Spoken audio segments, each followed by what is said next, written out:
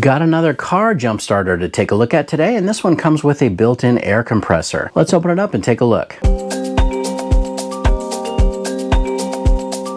Hey, what's up YouTube? Dan the Fix-It Man. Got another quick video here for you. This company, UIBI, just sent me their jump starter with air compressor to take a look at.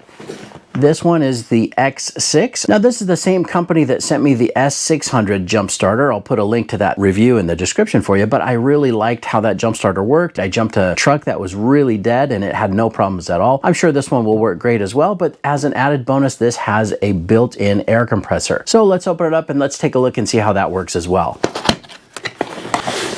This comes in a nice little carrying case. Now it comes with a nice little user's manual here, and it kind of gives a little bit of a diagram and shows each of the functions of this jump starter and air compressor. It says please fully charge the product before using it for the first time. Now I'll show you some footage here. I had it plugged in charging, and what it does is just 4 little bars, and the last one was flashing, indicated basically it was probably close to a 75 or 80% charge, and once that last bar stopped flashing, it went ahead and powered off. So let's go ahead and take it out here. I'll show you what it looks like. I've already had this out, like I said, because I had it charging last night. This is a really nice sleek design. Now if we press and hold the power button in the middle, it will power on, and it gives you the 4 solid lines, and that's showing us that we are fully charged. We can also turn on the light, which is the one here up at the top. Press it once and it turns on solid. If you press the button again, it will go into the SOS mode. And then if you press it a third time, it just goes into a strobe or a flashing light for an emergency. And if you press it again, it will turn off. To turn off the jump starter, you can just press and hold that power button and it will turn off those lights. If you let it sit without doing any operations for more than 30 seconds, it will also power itself off. Now we're gonna take a look at the air compressor feature first here. So let's grab our inflation tube. Now on this side, you'll see that this is threaded. Let's just screw that tube all the way in.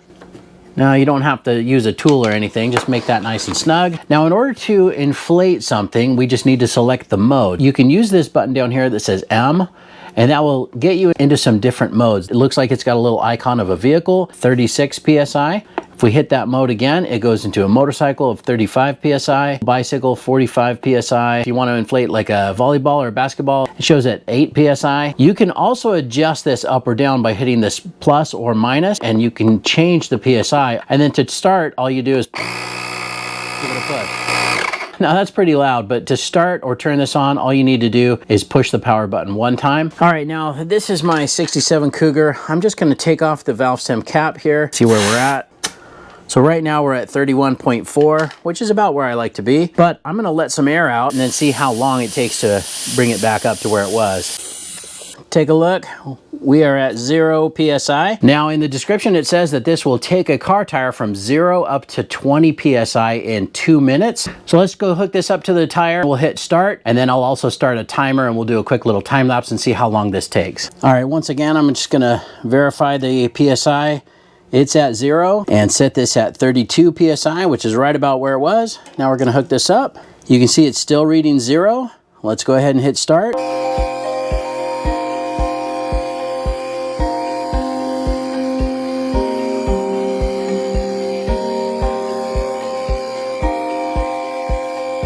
I stopped it here at the 2 minutes and we're at 16 PSI. So not quite the 0 to 20 PSI in the 2 minutes that they claimed, but I'm still very impressed. You can see the tire's already lifted up. We do have the weight of the vehicle on here, so that might be a little bit harder on this compressor than if this were off the car. So I can see how that test is plausible. All right, well, I'm gonna go ahead and finish inflating this, see how much longer it takes to get to the 32 PSI, which was what we were going for.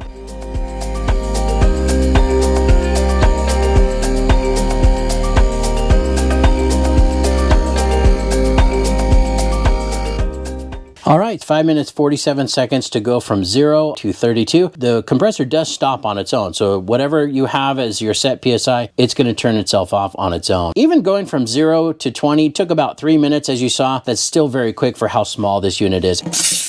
Let's just unscrew the inflator hose here from this end, and we'll tuck this away. Now they say that you should shut this off if it's running for more than 10 minutes and let it cool down for about 10 minutes. But this did not really get heated up too much in the 6 minutes of runtime. It's really not even that warm at all. Now, of course, the other main function of this tool is that it's also a jump starter. And so it comes with these little jumper cables. They're very, very strong, very solid, and they look like they will hold on to a battery terminal with no problem at all. You can see that they open up very wide as well. and they just feel like they're very strong, solid clamps. In order to use the jump start function, all you have to do is open this little orange cover on the side. You can see that there's a flat side on these.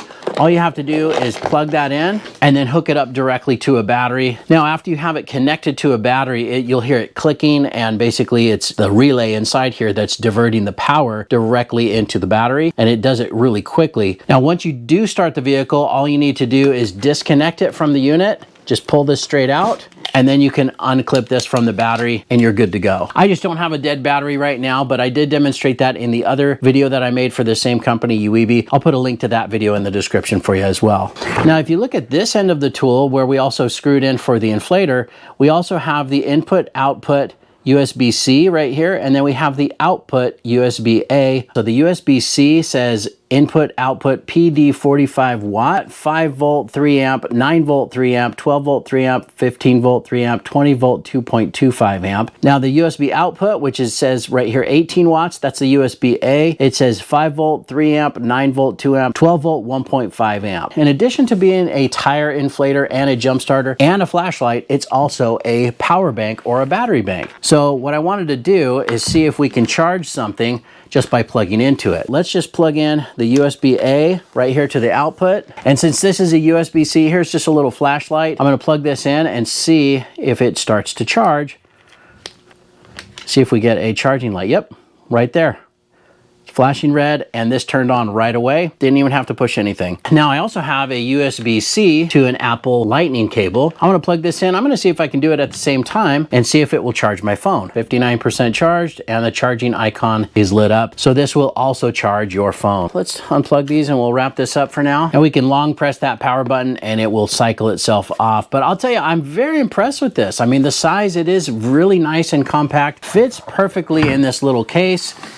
I mean, you can fit that behind your seat or even in the trunk of just about any vehicle. Again, I really love that it comes with this little case. It's really nice and compact. Now, this would make a great gift for just about anyone that has a vehicle or that drives. I mean, the fact that this is not only a jump starter and an air compressor, but also an emergency flashlight, and it will also charge your phone in the case of an emergency. Such an amazing tool to have with you at all times. I would definitely recommend you pick this up, keep it in the trunk of your vehicle. You never know when you're gonna need it. Even compared to jumper cables, these jump starters are so much nicer to use. It kind of simplifies the process, but sometimes, depending on where you're parked, you might not be able to get another vehicle next to you in order to hook up some jumper cables. Or if you're by yourself and stranded and your battery goes dead or you leave your lights on, this can definitely save the day and not leave you sitting on the side of the road waiting for a tow truck driver, waiting for AAA or somebody to come help you out. You can definitely get yourself back on the road, or again, if you've got a flat tire and it's something that you can fix or repair, or you put on your spare and didn't realize it, but it had gone flat, you can pump that up and get on the road and get to a safe place. Having a tool like this will really help you out and can definitely save the day. This could even potentially save your life or get you out of a really bad situation, or maybe out of some terrible weather. All batteries are going to die, and at one point or another, we're all going to have to deal with a flat tire. It's just a matter of if you're going to be prepared and have something like this with you when it does happen. I hope you liked the video. Please give it a thumbs up and subscribe if you don't mind. That does help me out. I'll get a link in the description where you can pick up one of these jump starter air compressors as well. I'll also put a link in the description to the other jump starter that I looked at from the same company, UIBI. This one here is called the X6. The other one that I did was called the S600, but I've been very impressed with both products, and I would definitely recommend you pick one of these up. Thanks so much for watching, and good luck.